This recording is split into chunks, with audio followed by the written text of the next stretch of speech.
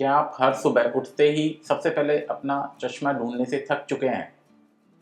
या शायद आप चश्मा हटाने की सर्जरी के बारे में सोच रहे हैं, लेकिन आंखों पर कट, ब्लेड या फ्लैप के विचार से ही आपको डर लगता है? अगर ऐसा है तो आप बिल्कुल सही जगह पर हैं। नमस्कार, मैं doctor Pawan Garg, doctor Pawan eye hospital and research centre Sawai Madhopur से। आज हम बात करेंगे एक बहुत ही कॉमन सवाल पर, क्या मैं ट्रांस पीआर के सर्जरी के लिए एलिजिबल हूँ? ये सवाल बहुत सारे पेशेंट्स पूछते हैं और ये सवाल बिल्कुल सही भी है, क्योंकि स्पेक्स रिमूवल सर्जरी हर किसी के लिए एक जैसी नहीं होती। ट्रांस पीआर के एक एडवांस स्पेक्स रिमूवल प्रोसीजर है। ये स्विंड एमरिस मशीन से की जाती है। इसमें ब्लेड का इस्तेमाल नहीं होता, फ्लैप भी नहीं बनता। ये एक सरफेस लेजर प्रोसीजर है।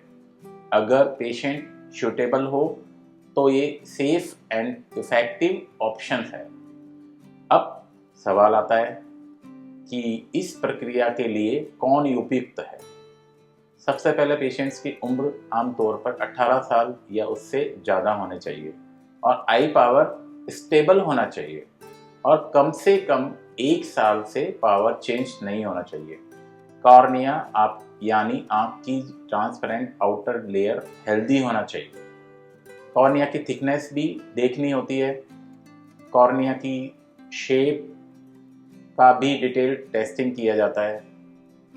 हर आँख अलग अलग होती है, इसलिए डिटेल मेजरमेंट करना जरूरी होता है। एक और इम्पॉर्टेंट पॉइंट, केरेटोकोनस या कॉर्निया वीकनेस नहीं होना चाहिए। ड्राई आई भी चेक करना जरूरी है।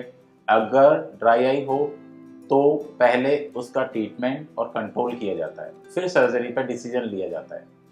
रेटिना ओवरऑल आई हेल्थ भी नॉर्मल होना चाहिए। आंखों में कोई एक्टिव प्रॉब्लम नहीं होना चाहिए। और सबसे इम्पोर्टेंट, पेशेंट की एक्सपेक्टेशंस रियलिस्टिक होना चाहिए। हर पेशेंट में रिजल्ट और हीलिंग टाइम डिफरेंट होता है। अब कौन सूटेबल नहीं होता? प्रेग्नेंट लेडी या ब्रेस्ट फीडिंग मदर को सर्जरी पोस्टपोन करनी चाहिए। जिन पेशेंट्स की स्पेक्टेकल पावर अनस्टेबल हो, उन्हें अभी वेट करना पड़ सकता है। Uncontrolled dry eye, active eye infection, allergy या इन्फ्लामेशन में सर्जरी नहीं करते। अनकंट्रोल्ड डायबिटीज़, ऑटोइम्यून डिजीज या पुअर हीलिंग कंडीशन में भी केयरफुल एवेल्यूशन होता है। और जिनकी एक्सपेक्टेशंस अनरियलिस्टिक हो, उन्हें पहले प्रॉपर काउंसलिंग दी जाती है। एलिजिबिलिटी डिसाइड करने के लिए कुछ टेस्ट बहुत ज़रूरी होते हैं। Corneal tomography, corneal thickness test, dry eye evaluation, retina checkup और कंप्लीट आई पावर और आई हेल्थ एवेल्यूशन। याद रखिए, सिर्फ स्पेक्टेकल नंबर देखकर ट्रांस पीआर के डिसाइड नहीं किया जा सकता। डिटेल टेस्टिंग के बिना सही डिसीजन पॉसिबल नहीं होता।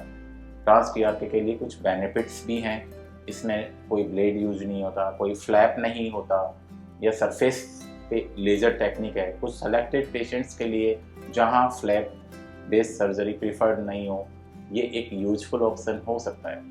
रिकवरी में कुछ दिन लग जाते हैं और विजन धीरे धीरे इम्प्रूव करने लगती है, लेकिन एक रेस्पॉन्सिबल बात हमेशा याद रखिए, फाइनल डिसीजन सिर्फ कंप्लीट आई एग्जामिनेशन के बाद ही होता है। हर पेशेंट अलग अलग होता है और डॉक्टर आपकी रिपोर्ट्स देखकर आपको सबसे सेफ और सूटेबल ऑप्शन रिकमेंड करते हैं। अगर आप जानना चाहते हैं कि आप ट्रांस पीआर के लिए एलिजिबल हैं या नहीं, तो doctor Pawan Garg eye hospital and research centre Sawai Madhopur आइए। हम डिटेल टेस्टिंग के बाद आपको प्रॉपर गाइडेंस देंगे। अगर ये वीडियो हेल्पफुल लगी हो तो प्लीज़ लाइक कीजिए, शेयर कीजिए और मोर आई हेल्थ इन्फॉर्मेशन के लिए सब्सक्राइब कीजिए। आपकी आंखों की सेफ्टी और केयर हमारी प्रायोरिटी है। थैंक यू, धन्यवाद।